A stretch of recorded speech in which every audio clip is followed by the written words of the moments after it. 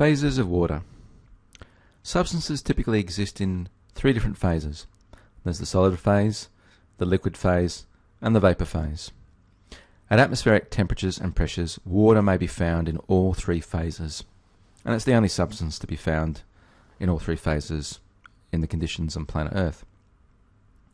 Each phase represents a different state of aggregation of the substance, and typically we find that the density of the solid is greater than the density of the liquid, which is greater than the density of the vapor.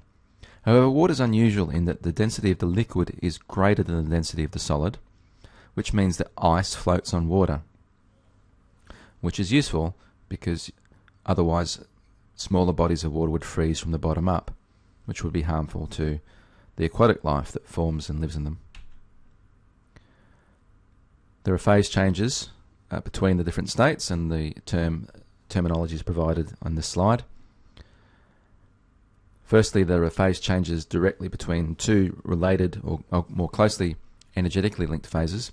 So the solid can fuse into the liquid or melt, and liquid water can freeze into ice. Likewise, liquid water can evaporate into vapor, and vapor can condense into liquid water. But you can also move from the solid straight into the vapor phase.